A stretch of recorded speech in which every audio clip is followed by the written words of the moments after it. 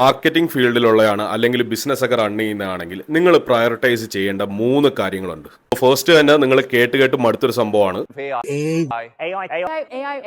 I use A I എന്ന് ഏത് മണ്ടനും പറയാൻ പറ്റും. പക്ഷെ I use A I better than you എന്ന് വളരെ കുറച്ച് ആൾക്കാർക്കേ പറയാൻ കഴിയും. ആ ഒരു ലെവലിലേക്ക് നിങ്ങൾ എ ഐ മാസ്റ്റർ ചെയ്യണമെങ്കിൽ നിങ്ങൾ പ്രോംപ്റ്റിങ്ങും എ ഐ വർക്ക് ഫ്ലോസും സിസ്റ്റംസും ഓട്ടോമേഷൻസും ഒക്കെ മാസ്റ്റർ ചെയ്യേണ്ടി വരും. ഒരു പ്രോസസ് ആവട്ടെ അല്ലെങ്കിൽ ബിസിനസ് ആവട്ടെ, അതിന്റെ സ്പീഡ് ആൻഡ് എഫിഷ്യൻസി ഇൻക്രീസ് ചെയ്യാൻ വേണ്ടി മാത്രമാണ് നമ്മൾ എ ഐ യൂസ് ചെയ്യേണ്ടത്. നെക്സ്റ്റ് നിങ്ങൾ ഫോക്കസ് ചെയ്യേണ്ടതാണ് നമ്മുടെ ബിഹേവിയറൽ സൈക്കോളജി അല്ലെങ്കിൽ കൺസ്യൂമർ സൈക്കോളജി. എന്തുകൊണ്ടാണ് ഒരു കസ്റ്റമർ ഒരു പ്രോഡക്റ്റ് ബൈ ചെയ്യുന്നത്? ഈവൻ നിങ്ങളുടെ ഒരു റീൽസ് കണ്ടതിന് ശേഷം എന്തുകൊണ്ട് ആൾക്കാർ നിങ്ങൾക്ക് മെസ്സേജ് ചെയ്യുന്നു? ബേസിക്കലി പറഞ്ഞാൽ ഒരു കൺസ്യൂമറിന്റെ ആക്ഷൻസ് ട്രിഗർ ചെയ്യുന്ന കാര്യങ്ങൾ മനസ്സിലാക്കുക. അഡ്വർടൈസിങ്ങും മാർക്കറ്റിംഗും ഒക്കെ തുടങ്ങിയ കാലം തൊട്ട് ഇത് റിലവൻ്റ് ആണ്.